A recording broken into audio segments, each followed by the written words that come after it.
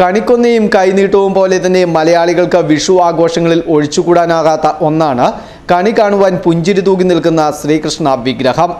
വിഷുവിന് ഇനി ഒരു ദിവസം മാത്രം ബാക്കി നിൽക്കെ വിപണിയിൽ കണ്ണന്റെ വിഗ്രഹങ്ങൾ തേടിയുള്ള തിരക്ക് വർദ്ധിച്ചു.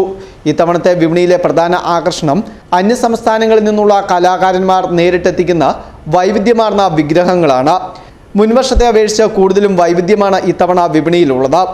വെണ്ണക്കണ്ണൻ, ഓടക്കുഴൽ ഊതി നിൽക്കുന്ന ശ്രീകൃഷ്ണൻ, രാധയോടൊപ്പമുള്ള രാധാകൃഷ്ണ വിഗ്രഹങ്ങൾ എന്നിങ്ങനെ വിവിധ ഭാവങ്ങളിലുള്ള പ്രതിമകൾ വിപണിയിൽ നിരന്നു കഴിഞ്ഞു. 3 ഇഞ്ച് മുതൽ 2.5 അടി വരെ ഉയരമുള്ള വിഗ്രഹങ്ങൾ കടയ്ക്ക് മുന്നിൽ പ്രൗഢിയോടെ നിൽക്കുന്നു. തെളിഞ്ഞ ദീപത്തിനിടയിൽ ചിരിതൂകി നിൽക്കുന്ന ശ്രീകൃഷ്ണൻ സമൃദ്ധിയുടെ പ്രതീകമാണെന്നാണ് വിശ്വാസം.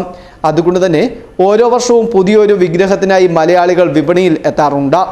മുന്തിയിനം വിഗ്രഹങ്ങൾ പലതുണ്ടെങ്കിലും മലയാളികൾക്ക് ഇന്നും പ്രിയം വിലക്കുറവും കാണാൻ അഴകുമുള്ള വിഗ്രഹങ്ങളാണ്. വിലയുടെ കാര്യത്തിലും വലിയൊരു നിര തന്നെ വിപണിയിലുണ്ട്.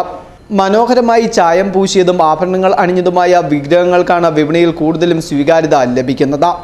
രാജസ്ഥാൻ, തമിഴ്നാട് തുടങ്ങിയ സംസ്ഥാനങ്ങളിൽ നിന്നുള്ള കലാകാരന്മാർ വിഗ്രഹങ്ങൾ എത്തിക്കുന്നത് വിപണിയിൽ ഉണർവേകിയിട്ടുണ്ട്. വിഷുപുലരിയിൽ ഐശ്വര്യവും സമൃദ്ധിയും തേടി കണ്ണനെ കണി കാണുവാൻ തയ്യാറെടുക്കുന്ന മലയാളികൾക്ക് ഇത്തവണത്തെ വിപണി വലിയൊരു വിരുന്നാണ് ഒരുക്കിയിരിക്കുന്നത്.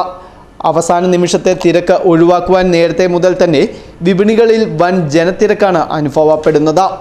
Festoon news, Mundakayam.